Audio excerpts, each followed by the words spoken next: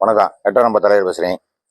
24வது வருஷம் 7வது மாதம் நியமேக்ஸ் பிரச்சனையை பற்றி நம்ம பேசியிருந்தோம். ராமலிங்கங்கிறவர் சூசைட் பண்ணிக்கிட்டாரு. காரணம் 4 கோடி 5 கோடி அவர் மூலதனம் வாங்கி போட்டு, அதே அவர் சொந்த பணத்தை போட்டு அவரையும் ஏசண்ட் ஆக்கி, அதனால் திருப்பி கொடுக்க முடியாதால நுகர்வோர் வந்து எல்லாருமே கேட்டதால், அதாவது முதலீடு போட்டவங்க எல்லாரும் கேட்டதால் அவரால் இந்த டார்ச்சர் தாங்க முடியாமல் அவர் இறந்துட்டார். என்னுடைய சாவுக்கு நியமேக்ஸ் நிறுவனம் காரணம் அப்படின்னு சொல்லிட்டு எழுதி வச்சுட்டு அவர் இறந்துட்டார். அவர் பாடியை வாங்காமல் நம்ம சிவகங்கை ஆஸ்பத்திரியில் போராட்டமெல்லாம் பண்ணது உங்களுக்கெல்லாம் தெரியும். அதில் இருந்து இந்த கேஸு கொஞ்சம் சூடு பிடிச்சிருச்சு. அதே போல் கோவிங்கிற தம்பி மாதிரி ஆட்கள் ஹைகோர்ட்டில் போட்டு ரிட்டு போட்டு பெரிய லெவலில் கேஸ் வந்து வேகம் எடுத்து நடந்துக்கிட்டு இருந்துச்சு. பல பேர் எப்போ எங்களுக்கு பணம் கிடைக்கும், எப்போ இதுக்கு தீர்வு கிடைக்கும், நாங்களும் சாகிற லெவலில் இருக்கோம் அப்படிங்கிற மாதிரி கமெண்டில் சொல்லியிருந்தீங்க. ஃபோன்லையும் பேசினீங்க. அதுக்கு ஒரு சரியான தகவல் கொடுங்கன்னு நம்ம சொல்லியிருந்தோம். அதுக்கு உண்டான தகவல் இப்போ இது மாதிரி தீவிரம் நடந்துக்கிட்டு நம்ம என்ன காரணம் சொல்லியிருந்தோம்னா 2025 ஏப்ரல் மாதம் 30க்குள்ளே உங்களுக்கு பணம் கிடைக்கும் அப்படின்னு நான் சொல்லியிருந்தேன். ஏற்கனவே என்னுடைய நியமேக்ஸ் பற்றின பதிவுகளை ஏற்கனவே நீங்கள் பார்க்கலாம். 2-3 பதிவு போட்டிருக்கோம். அதில் நீங்கள் பார்த்துக்கலாம். இப்போ போட்ட உடனே ஹைகோர்ட்டில் நீதிபதி முன்னிலையில் விசாரணைக்கு ரொம்ப தீவிரமாக ஆயிடுச்சு. தீவிரமானவனா ஒவ்வொரு நாளைக்கு இருக்கா ஒவ்வொரு விஷயங்கள் போட்டுக்கிட்டே இருந்தாங்க. இந்த நிலையில் சம்பந்தப்பட்ட நீதிபதி சென்னைக்கு மாறுதலாகி போகிறாங்க. மாறுதலாகி போட்ட 3-4 மாதம் இடையில பெண்டிங் கிடந்து போச்சு. அப்புறம் திருப்பி அவர் அங்கேருந்தே அந்த கேஸை வேகம் எடுக்கணும், ரொம்ப எல்லாரும் ஆபத்தான கண்டிஷனில் இருக்காங்க, எல்லாரும் அவங்க முதிர் பணத்தை வேலையில் 50 வருஷம் 40 வருஷம் வேலை பார்த்த பணத்தை தூக்கி இதில் போட்டாங்க. ஒரு கவர்ச்சிகரமான ஒரு வாக்குறுதியை நம்பி அவங்க மூலதனம் போட்டாங்க. அதே போல் விவசாயத்து நிலம் வச்சிருக்கவங்க கூட விவசாயத்தை நிலத்தை விற்று கையில் வச்சிருக்கக்கூடிய ரூபாயை கூட அதில் போட்டாங்க. அதே போல் போலீஸ்காரங்க, அதே போல் ஆசிரியர்கள், அதே போல் வயசானவங்க, அதே போல் புருஷனை இழந்தவங்க, இப்படிலாம் எல்லாருமே ஆட்டோமேட்டிக்காக கையில் இருக்கக்கூடிய பணத்தை நகை நட்டை விற்று எல்லாருமே அந்த நிறுவனத்தில் மூலதனமாக போட்டாங்க. அதனால அவங்களுக்கு இப்போ செலவுக்கு பணம் இல்லை, அவங்களும் முகவராக கூட ஆக்கியிருக்காங்க அந்த நிறுவனத்தை சேர்ந்தவங்க. இப்படி பல நெருக்கடியில் வந்து இப்படி பல பேர் ஏற்கனவே 4-5 பேர் செத்து போயிட்டோம்னு சொல்கிறாங்க. பல பேர் சாகிற கண்டிஷனில் இருக்காங்க.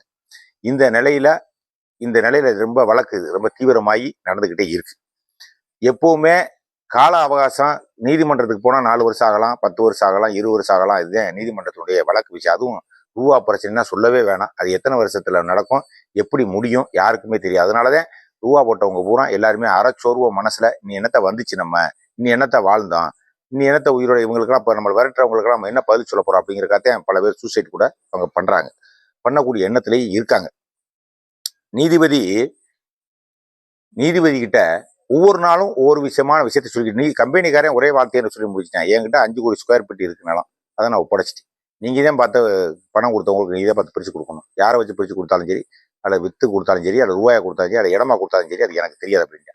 அப்புறம் இதுல இடி வருது, அமலாக்கத்துறை வருது, வருமான வரித்துறை வருது, தமிழக போலீஸ் வருது, பினாமி சொத்துக்கள் வருது, இப்படி நிறைய வந்துகிட்டே இருக்கிறதுல கிட்டத்தட்ட 2 லட்சம் பேருக்கு மேல மூலதனம் பண்ணியிருக்கதா சொல்றாங்க. 2 லட்சம் பேர் மூலதனம் பண்ணியிருக்காங்க. கிட்டத்தட்ட அது தொகை விளந்தரில் 6000 கோடி 5000 கோடி வேற சொல்றாங்க. அது சரியா நமக்கு தெரியல. இப்படி இருக்கக்கூடிய நிலையில இது எப்படித்தான் தீர்க்கிறது அப்படிங்கிற மாதிரி தினம் வழக்கு வரும்பொழுது ஒரு குழப்பமாவே இருக்கு. விசாரிக்கக்கூடிய நீதிபதிக்கும் குழப்பமா இருக்கு, சொல்லக்கூடிய வக்கீலும் அது அங்கே போகணும் இங்கே போகணும். ஈடி நேற்று ஒரு சொத்தை ரைடு பண்ணிட்டா, பினாமி சொத்துக்கள் நிறைய வச்சிருக்காங்க, நிறைய பேர் சொல்லிக்கிட்டே இருக்காங்க. பினாமி சொத்துக்களை கண்டுபிடிச்சு இதுதான் பினாமி சொத்து நியமேக்ஸுக்கு உண்டான சொத்து அப்படின்னு சொன்னாக்கா அதை கூட முடக்கூட தயாரா இருக்காங்க, அதை கூட ஏலத்துக்கு கொண்டு வர நாங்கள் தயாரா இருக்கோம் நீதிபதி கூட சொல்லியிருக்காப்ல. ஆனா நான் சொல்லக்கூடிய விஷயம் இது வந்து வழக்கு இல்லை, இது வந்து செட்டில்மெண்ட் தான். நல்லா நீங்க பார்க்கணும். வழக்குங்கிறது அவங்ககிட்ட ஒண்ணுமே இல்லை, இழுத்தடிச்சு நடத்துறது வழக்கு. இது வந்து நான் பணம் தர்றேன் அப்படிங்கிறது, நம்மளை ஏத்துக்கிறது, அவன் தர்றன்றது வந்து ஒரு செட்டில்மெண்ட். அதனால இந்த வழக்கு சீக்கிரம் முடியுது அப்படிங்கிற இடத்துக்கு நாம இப்ப ஏற்கனவே சொல்லியிருக்கோம், படிப்படியா சொல்லியிருக்கோம். இப்ப இந்த வழக்கு எப்பத்தே முடியும் அப்படிங்கிறது மாதிரி எல்லாருமே கேட்டுக்கிட்டே இருந்தாங்க. இந்த வழக்கு கூடிய விரைவா முடிகிற தருவாய்க்கு வந்துருச்சு. ஏன்னா போன புதன்கிழமை அன்னைக்கு, போன திங்கக்கிழமை அன்னைக்கு விசாரணைக்கு வந்த போது கூட நீதிபதி எப்படி கேட்கிறார், 2 லட்சம் பேர் போட்டிருக்காங்க, இவங்களுக்கு பணமா யார் கேட்கறது, யார் இடமா கேட்கறது, இதுதான் இப்ப பிரச்சனை அப்படின்னு சொல்லும் போது அவங்கவுங்க ஒவ்வொரு வக்கீலும் ஒவ்வொரு சம்பந்தப்பட்ட துறை, இடி வக்கீல் ஒன்று சொல்றாரு, கோபிநாத் வக்கீல் ஒன்று சொல்றாரு, ஒவ்வொருத்தரும் போட்ட வக்கீல் ஒன்று சொல்றாங்க. நீதிபதி எல்லாத்தையும் வாங்கிட்டாரு. எல்லாத்தையும் வாங்கிட்டு அவர் அந்த வழக்கை சீக்கிரம் முடிக்கிறதுக்கிட்டே வாங்குறாரு, எந்த உத்தரவு போட மாட்டேங்கிறார். காரணம் என்னன்னா, எந்த உத்தரவா போட்டோம்னா ஒரு தீர்வு கண்டுவோம். ஏன்னா எல்லாருமே ஆபத்தான கண்டிஷன்ல இருக்காங்க, எல்லாரும் கதை முடியக்கூடிய கண்டிஷன்ல இருக்காங்க. இதுக்கு நம்ம ஒரு நிரந்தர தீர்வு எடுக்கணும் அப்படிங்கிறக்கா நீதிபதி வந்து ரொம்ப கவனமா அந்த வழக்கை கையாளுறாரு. இந்த வழக்கை ரொம்ப கவனமா கையாளுறதே இந்த நீதிபதி வந்ததே உங்களுக்கு நீங்க செய்த பெரிய பாக்கியம் தான். எல்லாருமே ரூபா ஓட்டவங்க எல்லாருக்குமே சம்பந்தப்பட்ட நீதிபதி விசாரிக்கிறதே உங்களுக்கு பெருசுதே. ஏன்னா அவரு தீர்வு நோக்கி ஒவ்வொரு நாள் போட்டுக்கிட்டே இருக்கு. இப்ப வாய்தா வந்து முன்னாடி 15 நாள் போட்டாரு. இப்ப அப்படி கிடையாது. 4 நாள் 3 நாள் தான் வாய்தா. அதை கொண்டு வாங்க, இதை கொண்டு வாங்க, யாரு ஏழை வர்றது, எந்த சொத்தை ஏழை வர்றது, எப்ப யார் யார் எடுத்துக்கிறது, சொத்து வேணுமா அவங்களுக்கு ரூபா வேணுமா அப்படிங்கிற மாதிரி பல விஷயத்த பேசுறாங்க. உங்கள்கிட்ட ஏற்கனவே போட்டவங்க ஊரா நகையை வித்துத்தான் போட்டிருக்காங்க. அவங்களுக்கு அசலை கொடுத்தா அதுவும் நட்டந்தே வரும். அது எப்படி நீதிமன்றம் பார்த்துக்குங்க. அதுக்காக எந்த முடிவோ ஒரு முடிவு எடுத்தானே ஆகணும் டக்குன்னு. எந்த முடிவோ ஒரு முடிவு. அவங்க கை நட்டம் இல்லாம அவங்களுக்கு ஒரு முடிவு எடுக்கணும். அவங்களுக்கு வட்டியோட வந்தாலும் அவங்களுக்கு முதிர் தொகையோட அவங்க கொடுக்கணும். ஏன்னா அவங்க வேற வகை ஒரு பொருளை அழிச்சுட்டேன் அவங்க வந்து ரூபாயை போட்டிருக்காங்க. அது சும்மா கீழே கடந்து அவங்க முதலீடு பண்ணலை. கீழே கடந்து நியமக்க நிறுவனத்தில் போடலை. அவங்க ஒரு ஆசைவார்த்தை கொடுத்தாங்க.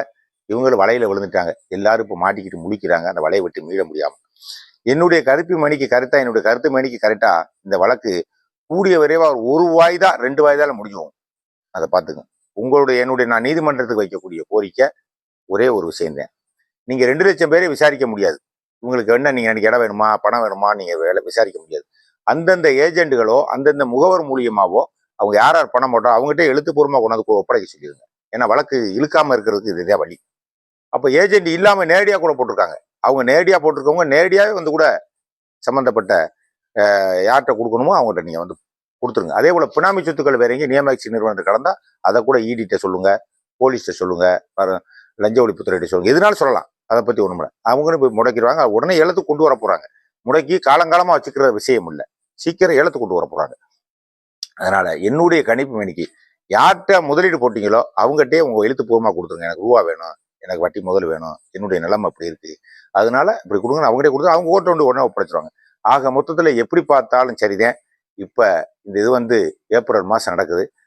கூடிய விரைவா அதாவது 9வது மாசம் 10ஆம் மாசத்துக்குள்ள உங்க எல்லாத்துக்குமே இழப்பு அந்த நஷ்டீடு பூரா உங்களுக்கு போன பணம் பூரா வந்து நீங்க போட்ட பணம் நஷ்டீடு என்ன நீங்க போட்ட பணம் உங்களுக்கு வட்டியோடையும் கிடைக்கலாம், வட்டியோட கொஞ்சம் குறைச்சும் கிடைக்கலாம். அசல் கிடைக்காது, கண்டிப்பா கொஞ்சம் கூடத்தையும் கிடைக்கும். அப்படிங்கிறது மாதிரிதான் நம்ம அவங்க வழக்கு நடத்திக்கிட்டு இருக்கும்போது வக்கீல் மூலமா நம்ம தெரிஞ்சுக்கிறோம். நீதிபதி ரொம்ப சிறப்பா போய்கிட்டு இருந்த இந்த வழக்கு சீக்கிரம் முடிச்சு வச்சிருவாங்க. எல்லாரும் தப்பிக்கக்கூடிய இடத்துக்கு எல்லாரும் வந்துட்டாங்க. ஏன்னா இப்பயே எல்லாருக்கும் எதுக்கு இதை பதிவிடுறோம் அப்படின்னா யாருமே எந்த தவறான முடிவு எடுத்துடக்கூடாது. வழக்கு முடிய போகுது. கேஸ் சொத்து ஏழாக விட போறாங்க அல்லது சொத்தை கூட பணமா கொடுக்க போறாங்க. அப்படிங்கிற தருவாயில இந்த பதிவு கூட நம்ம விடுறோம்.